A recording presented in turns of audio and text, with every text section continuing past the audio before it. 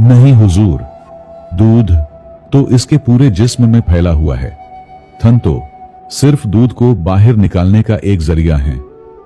जब हम भैंस को दूहते हैं तभी दूध बाहर आता है, वरना दूध सिर्फ थन में नहीं बल्कि भैंस के पूरे जिस्म में होता है, जो हमें नजर नहीं आता।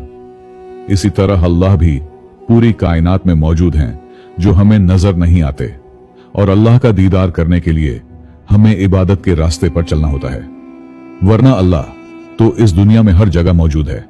तो बताइए हुजूर, आपके पहले सवाल का जवाब आपको मिल गया या नहीं? बादशाह ने उज़ैर को दाद दी और बोले, तुमने बहुत अच्छा जवाब दिया है, अब दूसरे सवाल का जवाब भी बताओ। बादशाह की बात सुनकर उज़ैर कहने लगा, आपका दूसरा सवाल था कि अल्लाह का मुंह किस सिमत में होता है। उसका जवाब देने के लिए मुझे एक मोमबत्ती चाहिए। फौरन ही मोमबत्ती मंगवा दी गई। उज़ैर ने मोमबत्ती को जलाया और फिर बादशाह से पूछा, हुजूर, अब मुझे आप ये बताइए कि इस मोमबत्ती की रोशनी का मुंह किस तरफ है?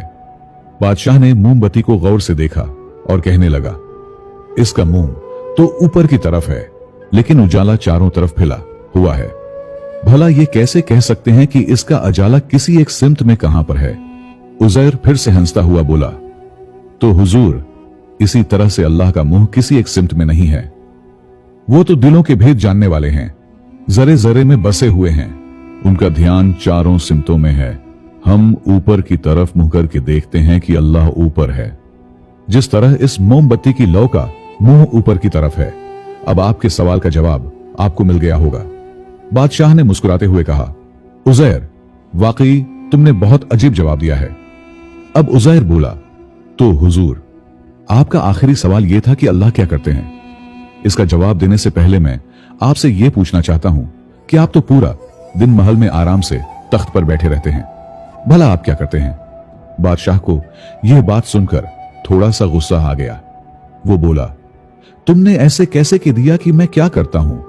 तुम्हें नहीं पता कि सारी सल्तनत की जिम्मेदारी मेरे कंधों पर है। दिन रात भैंस बदलकर मैं शहर के लोगों का हाल मालूम करता हूं, पूरी सल्तनत की बागडोर में संभालता हूं, सब कुछ मुझे ही करना होता है। बादशाह को इस तरह गुस्से में देखकर उज़ैर बोला, हुजूर, जैसे आप इस पूरी रियासत के बादशाह हैं और इस सल्तनत को संभालते हैं, राया की जरूरियात का ख्याल रखते हैं, इसी तरह से पूरी कायनात का मालिक वो अल्लाह है। पूरी दुनिया की बाग डोर उसी के हाथ में है। जो एक बादशाह अपनी सल्तनत के लिए करता है, वही अल्लाह पूरी कायनात के लिए करते हैं। तो हुजूर, ये था आपके तीसरे सवाल का जवाब। उम्मीद करता हूं कि आपको मेरे सब जवाब पसंद आए होंगे। बादशाह के चेहरे पर खुशी की झलक साफ दिखाई दे रही थी। इसके बाद बादशाह ने उज़ैर को 1000 सोने की अशरफियां इनाम में दें और उसे अपने दरबार में एक मुशीर के तौर पर मुकर्रर कर लिया।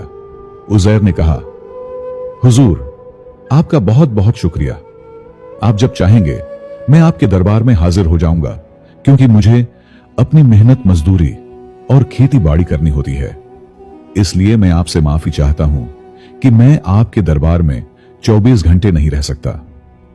बादशाह ने उज़ैर की बात को मान लिया और उसे इस बात की छूट दी कि जब बादशाह को उसकी मशवरा की जरूरत होगी तो उसे दरबार में बुला लिया जाएगा।